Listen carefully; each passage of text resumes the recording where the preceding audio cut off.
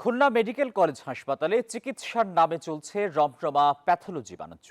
কম টাকায় দ্রুত এবং ভালো চিকিৎসা সেবা দেওয়ার নামে সরকারি হাসপাতাল থেকে রোগী ভাগিয়ে নিচ্ছে দালাল চক্র। পরে বেসরকারি ক্লিনিক, ডায়াগনস্টিক সেন্টারে প্যাথোলজি পরীক্ষা নিরীক্ষার নামে হাতিয়ে নেওয়া হয় কয়েক গুণ বেশি টাকা। অভিযোগ রয়েছে হাসপাতালের চিকিৎসক ও কর্মচারীরাও কমিশন সিন্ডিকেটে জড়িয়ে পড়েছেন।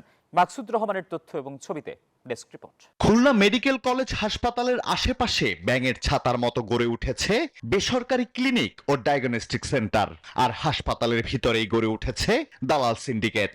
প্রলোভন দেখিয়ে প্রতিদিন শত শত রোগীকে ভাগিয়ে নেওয়া হচ্ছে এসব ক্লিনিক ও ডায়াগনস্টিক সেন্টারে। সেখানে পরীক্ষা নিরীক্ষার নামে হাতিয়ে নেওয়া হচ্ছে কয়েক গুণ বেশি টাকা। সম্প্রতি দালাল চক্রের ফাঁদে পড়া এক নারী রোগীকে নিয়ে নিউজ 24 এর অভিযানে মেলে চাঞ্চল্যকর তথ্য। সরকারি হাসপাতালে ইকো পরীক্ষা 1.5 মাসের বেশি সময় লাগবে জানিয়ে তাকে পাঠানো হয় বেসরকারি ডায়াগনস্টিক সেন্টারে।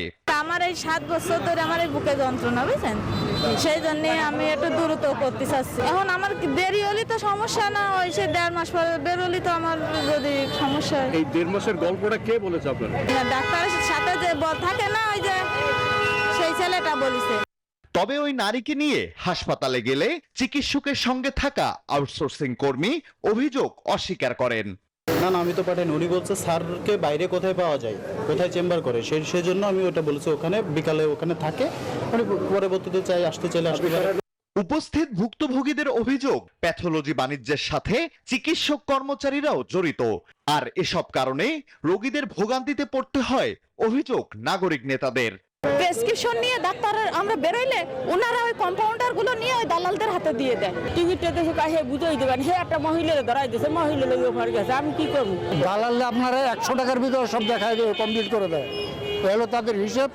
এবং এমনকি হাত ধরে টানাটানি শুধু বাকি থাকে। ওই জায়গাটায় গেলে মনে হয় যে একেবারে দালালের একটা অভয়ারণ্য, এবং সেই দালালির সাথে জড়িত শুধুমাত্র ওই দালাল প্রকৃতির যে মানুষগুলো, সেই মানুষগুলো না, একেবারে সর্বোচ্চ ব্যক্তি থেকে শুরু করে ওইখানে যারা ওই প্রতিষ্ঠানের সঙ্গে জড়িত আছে তারা সবাই।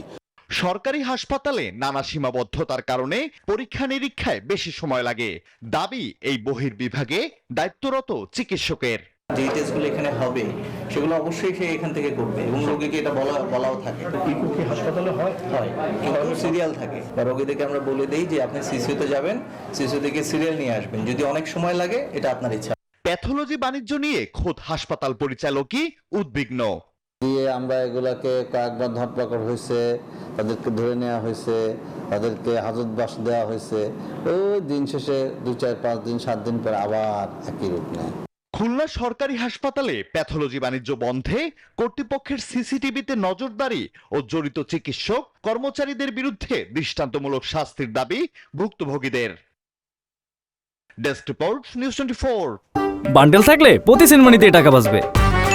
বিকাশ সেনমানি বান্ডিল কিনে জিতুন প্রতি লেনদেনে।